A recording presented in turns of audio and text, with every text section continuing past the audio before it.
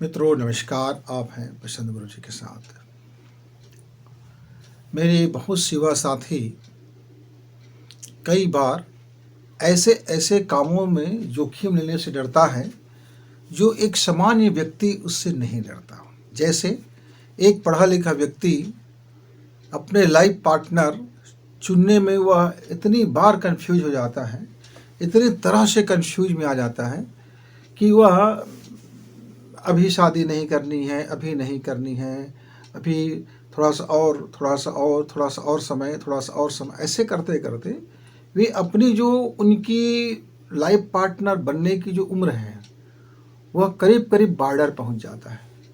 उस वक्त फिर वह लाइफ पार्टनर की तलाश करता है या जुड़ना चाहता है, तब भी बट किंतु परंतु मेरा इससे सही फिट बैठेगा कि नहीं, मेरी मानसिकता सही होगा कि नहीं, मैं इनसे मेरा लाइफ सही रहेगा कि नहीं, कहीं मैं गलती तो नहीं कर रहा हूँ। यानी इतनी ज़्यादा सोचते हैं कि पूरी अपनी ज़िंदगी को वह अजीब से कर बैठते हैं। ऐसे संख्याओं एजुकेशन के नाम पर, सभ्यता के नाम पर और समझदारी के नाम पर इन दिनों बहुत ज़्यादा चल रहा है। अभी मेरे पास अधिकांश जो युवा आते हैं, या तो ऐसे आते हैं जो अपने को कहते हैं कि मैं बड़ा प्रेम करता हूँ, क्या मुझे मेरा प्रेम मिल जाएगा, और उससे मैं जब 4 सवाल करता हूँ तो उनकी प्रेम की टाई टाई फिस हो जाता है। फिर उनकी बात और एक जज्बात के अलावा और कुछ साबित नहीं होता। और कई ऐसे आते हैं जो अभी शादीशुदा हुए, साल भर हो गए और उसकी अब तलाक की नौबत आ गई, तलाक की नौबत आ गई।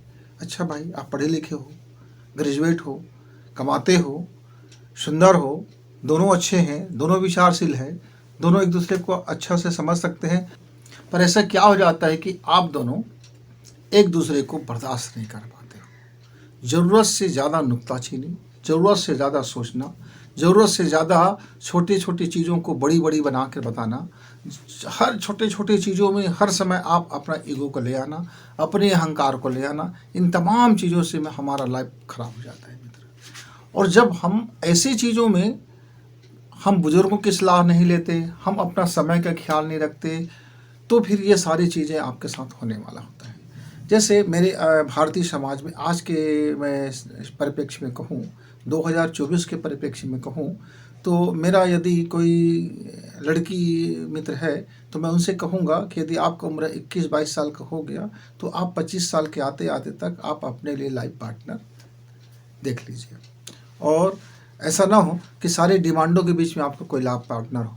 लाइफ पार्टनर आप एक दूसरे को मानसिक रूप से समझें, आर्थिक रूप से भी समझें और मानसिक रूप से समझें। एक दूसरे के जो जीवन जीने की तरीका है वो उस पर इंटरफेयर ना हो, पर क्या आप एक दूसरे को जो जीवन जी रहे हैं उसके तरीका को क्या आप अपना सकते हैं। या ऐसा है कि एडजस्ट में, हाँ मैं इस तरह के लाइफ और इनके साथ मैं लाइफ का मेरा गुजारा हो सकता है, क्योंकि 100% आप एकदम स्मार्ट आपको लाइफ पार्टनर नहीं मिल सकता है, ये समझ लीजिए। क्योंकि सबकी अलग अलग समय की पैदाइश, अलग अलग कल्चर में पलना बढ़ना, अलग अलग सोच पर रहना, सबके जीवन बिल्कुल अलग अलग है। आप किसी को स्पेशली ठीक नहीं कर सकते, ठाक नहीं कर सकते, स्पेशली किसी को चेंज नहीं कर सकते। आप अपने अपने को, अपने लाइफ को चलाने के लिए जो ज़रूरत की चीज़ें हैं उसको समझना है। और मैं मेरा यदि कोई युवा साथी है, कोई पुरुष वर्ग का साथी है, तो मैं उनसे कहूँगा कि बेटा आपका उम्र यदि 23 साल पार कर गया है, 24 साल में आ गए हैं आप, तो 24 से 30 के बीच में आप अपनी लाइफ पार्टनर चुन लीजिए, आप अपनी दाम्पत्य जीवन बसा दीजिए। क्योंकि तब आपके पास 20 साल का उम्र होगा, 20 साल का अवस्था होगी।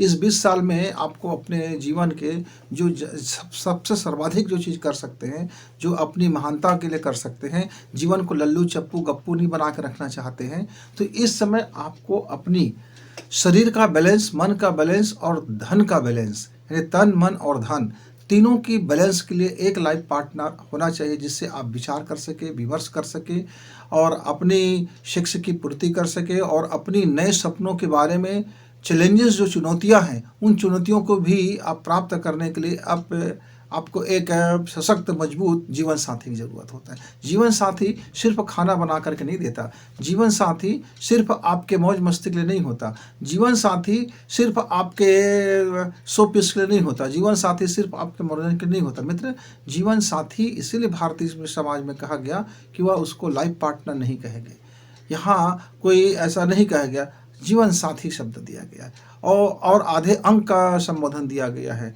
मतलब आप जब उनके साथ में जीवन की चर्या अपनाते हो, साहचर्य अपनाते हो, जब उनके साथ अपनी योजना और दुख पीड़ा और मेहनत को जब बांटते हो, तो दोनों मिल करके एक साझा प्रोग्राम बना करके आपकी सफलता में वो चार चांद ला सकता है। इसलिए मेरे युवा मैरिज को सिर्फ ये ना देखें कि हमको मौज मस्ती करने के लिए, एक शारीरिक संबंध बनाने के लिए ही केवल हम अपने जीवन को जीना है।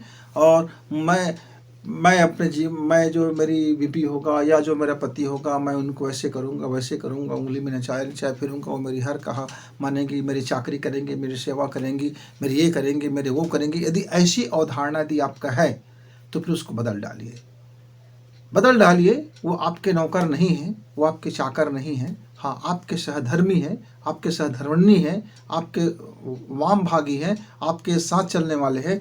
और दोनों का जीवन निर्भर है।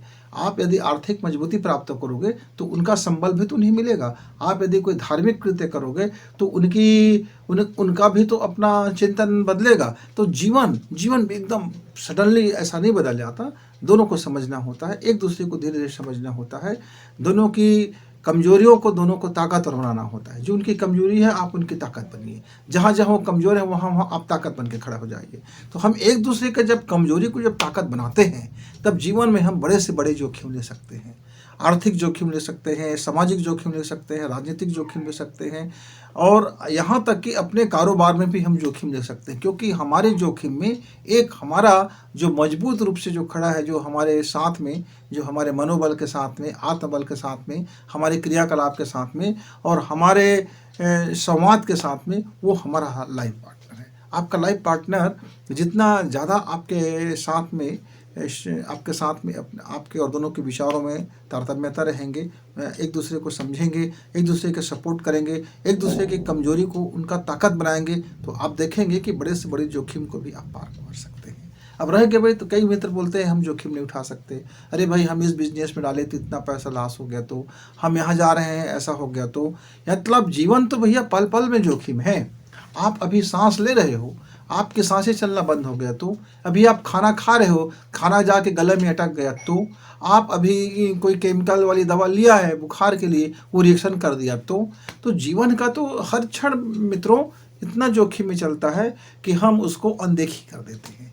जोखिम को तो हम अनदेखी करके ही जीवन में चलते हैं, लेकिन जब हमको कोई अच्छे से विषय में पढ़ना है, तब हम फिर सोचते हैं यार मैं ये विषय लेके पढ़ रहा हूँ, पता नहीं मैं क्या कर पाऊँगा कि नहीं कर पाऊँगा, मैं ये नौकरी में फॉर्म भरा हूँ, मैं ये तैयारी कर रहा हूँ, हो पाएगा कि नहीं हो पाएगा, मैं ये बिजनेस कर रहा हूँ, पता नहीं चल पाएगा कि नहीं चल पाएगा, इसमें बड़े जोखिम हैं, इसको ऐसा घाटा हो गया तो, ऐसा हो गया तो, वैसा हो गया तो। मित्रों, जीवन गलतियाँ करने का नाम ही जीवन है, और गलतियों से सीख करके फिर नए गलती के लिए अपने आप को तैयार करना भी तो एक कला है। आपने एक गलती की, बस ध्यान रखें कि वो गलती दोहराया ना जाए। जैसे हमने अपने जीवन में एक गलतियों को कितने बार गलती कर दी, ये सही नहीं है। आप यदि एक गलती कर लेते हैं लाइफ में, तो ख्याल रखें कि फिर वो गलती दोहराया ना जाए, फिर नए गलती करने के लिए आप अपने आप को तैयार कीजिए। तो जो हमने गलती कर दिया है कि एक गलती को कई बार किए हैं और नुकसान उठाया है, तब भी से हमने अपनी लाइफ में जोखिम लेना नहीं भूले, जोखिम लेते रहे। चाहे वो आपका आर्थिक बाजार हो, चाहे वो मार्केट हो, चाहे सामाजिक हो, चाहे आध्यात्मिक हो, चाहे स्वयं के ऊपर कोई प्रयोग करना हो, चाहे सांसारिक प्रयोग करना हो, चाहे पारिवारिक हो, चाहे नितांत अपने लिए कोई काम हो, हर जगह जोखिम है मित्र, हर जगह जोखिम होता है। चाहे नए शादी करना भी एक जोखिम है, बच्चे आ गए तो वो भी एक जोखिम है, बच्चों को बड़ा करना भी एक जोखिम है, माता पिता बुजुर्ग हो गए तो वो भी एक जोखिम है। हम जिस कृषि करने के लिए की भूमि है, कल कुछ हो गया तो वो भी जोखिम है। आज मेरे पास पैसा है नकदी और डाका डल गया, कुछ भी हो सकता है, कहीं भी कुछ भी हो सकता है, जोखिम है। बैंक में हमने रखा है, बैंक दिवालिया हो गया, वहाँ भी जोखिम है। यदि आप नकारात्मक देखेंगे तो पूरी धरती में कहीं कोई वर्क ऐसा आपको नहीं मिलने वाला है जिसमें जोखिम ना हो।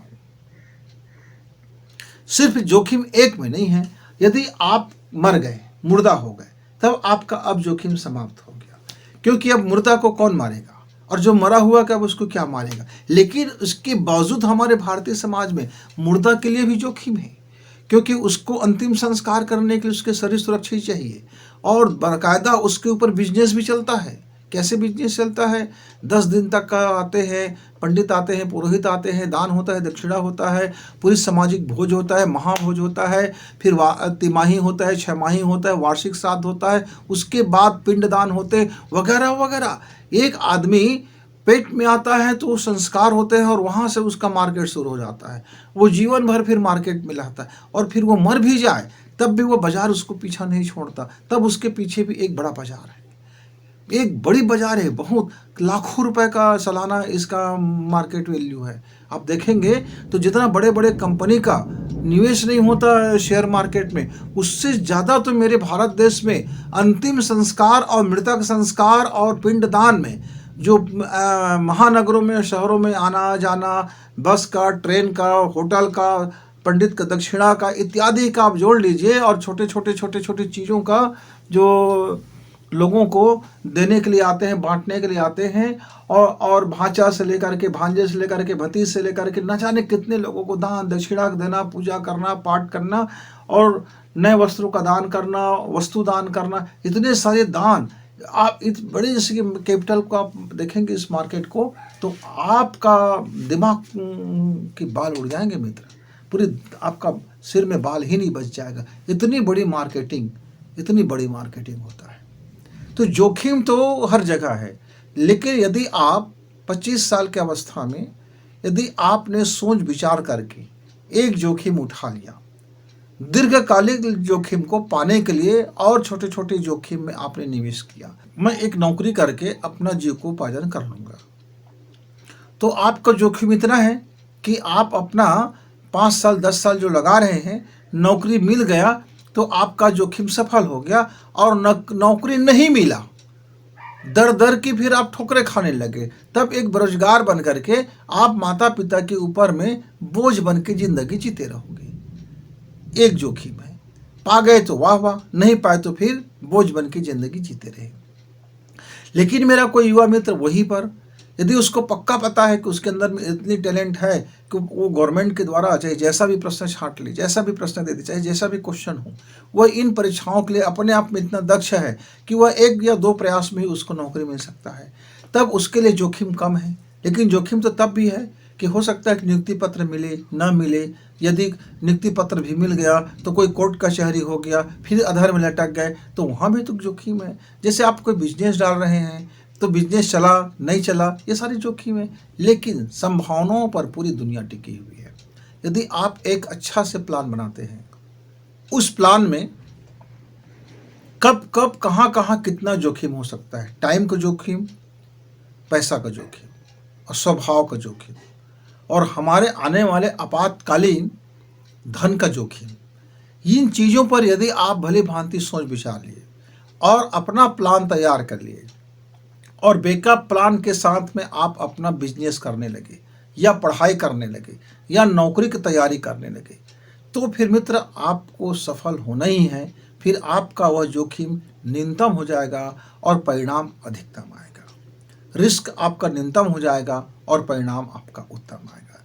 तो मित्र, जोखिम लेने से मत घबराइए, पर जोखिम लेने का मतलब ये नहीं होता कि एक घर में आग लगी है और मैं कूद जाता हूँ, देखता हूँ कि मुझे आग जलाती है कि नहीं जलाती है, तो निश्चित तौर से उस आग का काम है आग आपको जलाएगा ही। यानी आपने यहाँ बेवकूफ़ी की है, मूर्खता की है, आपने सोचा समझा नहीं है और आपने आग में कूद गए। लेकिन वहीं आपने यदि आग रोधक वस्त्र पहन करके किसी को बचाने के लिए कूदे हैं तो एक बार संभावना ज़रूर है 80% कि आप सुरक्षित लौटेंगे, क्योंकि आपकी यहाँ भावना अलग है और पूरी तैयारी से कूदे हैं। तो मित्रों, इस मार्केट में अपना वैल्यू बढ़ाने के लिए, धन बढ़ाने के लिए, इस समाज में अपना वैल्यू बढ़ाने के लिए, अपने लाइफ में अपना वैल्यू बढ़ाने के लिए, अपने लाइफ पार्टनर को शानदार जीवन देने के लिए, आप अपने बच्चों को शानदार एजुकेशन देने के लिए, आपको धन कमाने के लिए रिस्क तो उठाना पड़ेगा। बिना जोखिम का आप कहीं धन नहीं कमा सकते। तो सोचिए, विचारिए कौन सा जोखिम आपके लिए परफेक्ट है और उस जोखिम को में आप फिर अपने आप को झोंक दीजिए। आखिरी में मैं एक छोटा सा दृष्टांत बता करके अपनी वाणी को विराम दूंगा। मेरे पास एक मित्र आया और उन्होंने कहा कि गुरुजी, मैंने पूरी अध्ययन कर लिया है कि कैसा व्यवसाय करना है, कितना कैपिटल मनी होगा, कितना तरलता होगी, कितने को हम आवक जावक में लगा रखेंगे, कहाँ से हम कितना उधारी लिया करेंगे, रोलिंग फंड करेंगे, ऐसा करेंगे। बस मैंने पूरा अध्ययन कर लिया है।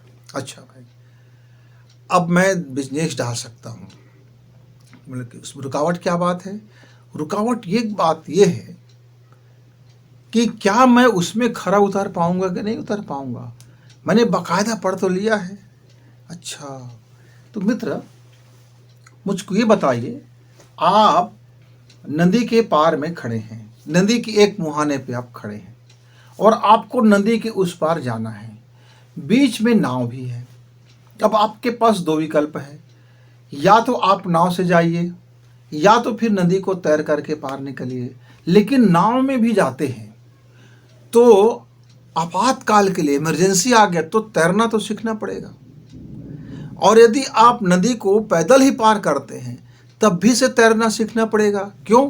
क्योंकि हो सकता है कहीं इतनी ज़्यादा गहराई हो कि आपकी डूबने की संभावना होगी, तो भी वहाँ से आपको तैर के निकलना होगा। तो जब आप नदी पार करना चाहते हो तो तैरने का गुण तो नदी में उतरने के बाद ही आपको मालूम होगा कि आप तैर सकते हो कि नहीं सकते हो। यदि आपने पोखर में, तालाब में यदि तैरने का अभ्यास कर लिया होगा तो आपका जोखिम कम है। और यदि आपने जीवन में कभी तैरने का अभ्यास नहीं किया है, सिर्फ किताबों में पढ़ा है या सिर्फ मूवी में देखा है या सिर्फ टीवी में देखा है, तब तो फिर आपका डूबने का चांस 99% है। बचने का चांस केवल 1% है, वो भी योग संयोग से, अंधे के हाथ बटेर। तो मित्र, पहले आपको पुस्तकी ज्ञान के साथ साथ वास्तविक ज्ञान यानी कि अनुभव से गुजरने के लिए आपको प्रारंभिक स्तर में उस तालाब को तैरने के लिए प्रशिक्षण लेने करके सीखना चाहिए। किसी एक प्रशिक्षित व्यक्ति के साथ में, आप कोई ट्रेनर के साथ में आप तालाब को धीरे धीरे तैरना सीखें।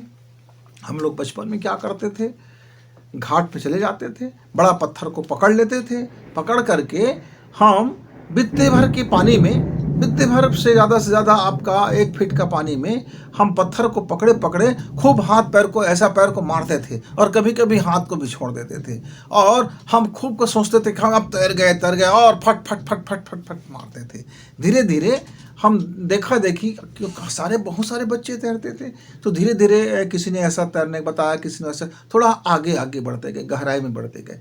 और फिर हम क्या देखते हैं, साल 2 साल में हमने तो तैराकी में बड़ी सिद्धता हासिल कर ली। फिर डूब करके तैरना, नीचे में पानी में बैठ करके सांसें लेना, फिर बिना हाथ पैर मारे चलते रहना, फिर आराम से लुक्का छिपी का खेल खेलना, फिर पानी के अंदर ऐसे छिप जाना जैसे कोई आदमी है नहीं, बिल्कुल ऐसा शांत कर लेना। तमाम कलाएं ये कब आया मित्र? जब हमने तालाब के अंदर में तैरना सीखा और उसको समय दिया। यह सोच करके नहीं दिया कि मैंने पढ़ लिया है तो मैंने सीख गया है। तो मित्रों, यह जिंदगी आप जितना पढ़ लो, जितने विश्वसनीय आदमी ने लिखा होगा, जितने महान आदमी ने लिखा होगा, भगवान भी आकर के लिखा होगा, तब भी सो आपका उतना ही मात्र नॉलेज का काम है जितना में आपको वह थोड़ी थोड़ी कलाएं याद हो सके। लेकिन शेष चीज़ें तो आपको अपने ही श्रम से करना पड़ेगा, अपने ही विवेक बुद्धि से समझना पड़ेगा, अपने ही जोखिम को अपने ही दिमाग से हल करना पड़ेगा, अपने ही सलूशन निकालना पड़ेगा, अपनी समस्या का सलूशन अपने को ही निकालना पड़ेगा, खुद को ही तैरना सीखना पड़ेगा। तब जा कर के हम इस तालाब में, फिर नदी में और फिर समुद्र में, उसके बाद हम तैर सकते हैं। नहीं, मुझको तो विश्व का शानदार ट्रेनर ने एक बढ़िया पुस्तक लिखा है और मैंने सफा चट कर पूरा पढ़ लिया है, 10 बार पढ़ लिया है। अब मैं सारी कला जानता हूँ कि हाथ को मैं ऐसे करूँगा तो पानी कट जाता है, मैं सांस को ऐसे लूँगा तो मेरी ये रहता है, सारी चीज़ कला सीखा है। अब मैं सीधा समुद्र में कूद सकता हूँ। तो कूद जाइए, आपको मरने से कोई नहीं बचा सकता। कूद जाइए नदी में, आपको मरने से कोई नहीं रोक सकता।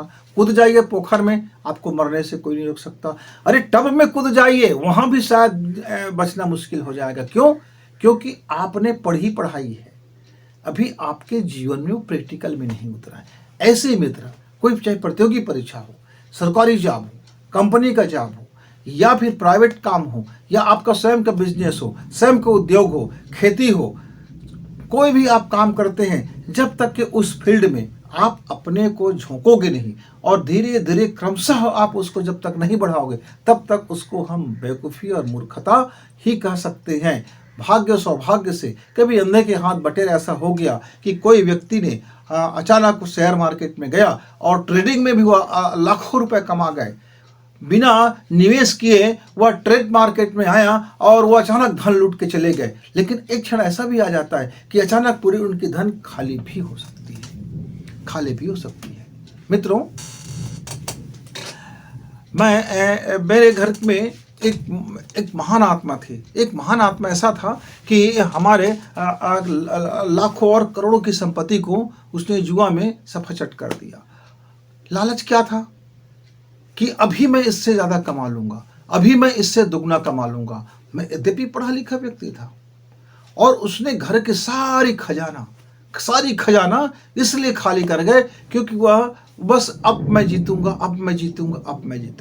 जबकि दूसरा पक्ष जो जुआ खिलाने वाला व्यक्ति था, वह उसको जानता था कि कैसे धीरे धीरे लूटना है, कैसे इनको बेवकूफ़ बनाना है और उसको चक्र को कैसे हमको चलाना है। और उस जाल में फंसते झांसे में आते आते हम लोगों का, हमारे घर का एक महान आत्मा के द्वारा सारी घर का खजाना खाली कर दिया गया। जोखिम है, लाइफ तो जोखिम है। अब करोड़ों की संपत्ति वाला व्यक्ति अब लाखों की संपत्ति नहीं रह गए। अब जीवन में आ गए ना जोखिम। यदि आप अपना लाइफ को अपने हिसाब से नहीं स्टैंड कर पाओगे, तब भी से पल पल जोखिम है। शादी नहीं करते तो भी जोखिम है, शादी करते हैं तब भी जोखिम है, बच्चे हैं तब भी जोखिम है, बच्चे नहीं है तब भी जोखिम है। मतलब जोखिम से आप बच नहीं सकते। इसलिए समझदारी इसी में है कि राइट टाइम पर सही चॉइस करें और अपने आप को सही जोखिम में डालें, जिससे आपकी लाइफ में एक महानता जन्म ले सके। आप गप्पू पप्पू चप्पू बन के जिंदगी ना जिए। इस संसार में आए हैं तो थोड़ा तो कुछ ऐसा कर्म कर लीजिए जिससे आपको मरते समय आपका स्वाभिमान कहे कि हाँ, ईश्वर ने मुझे ये शरीर दिया था तो मैंने इसका कुछ तो उपयोग किया। मित्र, फिर मिलेंगे, तब तक मुझे को इजाज़त। नमस्कार।